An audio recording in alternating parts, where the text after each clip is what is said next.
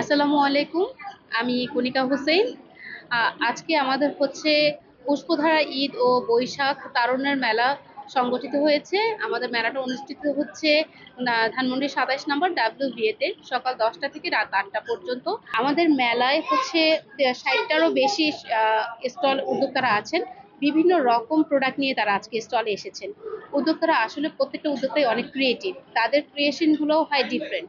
সামনে যেহেতু আমাদের ঈদুল ফিতর, তো ঈদুল ফিতরকে সামনে রেখে আমরা চেয়েছি যে ঈদের আগে উদ্যোক্তাদের ক্রিয়েটিভ আইটেমগুলো দিয়ে যদি আমরা এইবার সজ্জিত হতে পারি, তাহলে আমার মনে হয় যে বাংলাদেশের মানুষদের একটু ভিন্ন রকম আমেজ কাজ করবে। প্রায় ৪০ জন উদ্যোক্তার পণ্য আছে, ৪০ জনই নারী উদ্যোক্তা।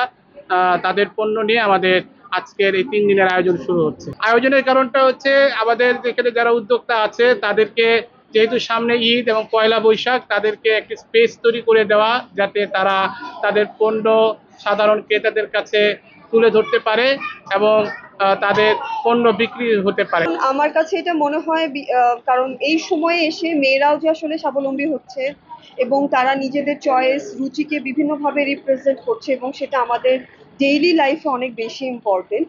সো এই জিনিসটাকে আমি খুবই অ্যাপ্রিসিয়েট করি। মানে আপনি পড়াশোনা করলেন, চাকরি পেলেন না, কিন্তু ঘরে বসে রইলেন, বা শুধুই হাউস ওয়াইফ হলেন, তাতে হয় কি আসলে নিজস্ব প্রোগ্রেস বা নিজস্ব ড্রিমকে আসলে যাপন করা যায় না।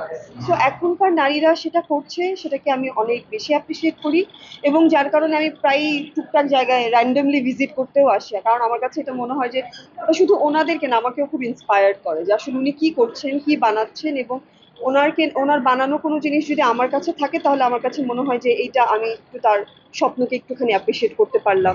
না, এখানে কিন্তু 100% গ্রামীণ পণ্য নেই, এখানে বিভিন্ন রকমের মিক্সচার আছে, ফিউশন আছে। বাট আমি যদি কোথাও দেখি যে প্রপার গ্রামীণ পণ্যকে আসলে প্রেইজ করা হচ্ছে, আমি চেষ্টা করি কিছু না কিছু কেনার, আমার ঘরে রাখার। কারণ আমার কাছে মনে হয় যে এই যে হাজার হাজার মানুষ কষ্ট করে র এলিমেন্টস দিয়ে বিভিন্ন রকমের জিনিসপত্র তৈরি করছে, তো এই জিনিসগুলো আসলে আমাদের প্রচুর কেনা উচিত। হ্যাঁ, আমরা এই মেলাটি আয়োজন করেছি আসলে সামনেই হচ্ছে বাঙালির যে ঐতিহ্য বৈশাখ এবং ঈদ, দুটো বড় অকেশন সামনে। সেই মেলাটা থেকে আপনারা জানেন যে আমাদের যে উদ্যোক্তারা রয়েছে তারা তাদের তৈরি পণ্য, যেমন এখানে দেখতে পাচ্ছেন বুটিক্স আছে, হ্যান্ডিক্রাফট রয়েছে, হোমমেড খাবার রয়েছে, তারপরে তাদের যে আমাদের একটা মানুষের প্রয়োজনীয় যত ধরনের জিনিস আছে মেলায়, এগুলো সবগুলোই পাওয়া যাবে। বিক্রি করলে তো সবারই ভালো লাগে, কারণ সেল হলে তো কাজের স্পৃহাটা বাড়ে, মানে উদ্যমভাবে আবার কাজ করা যায়।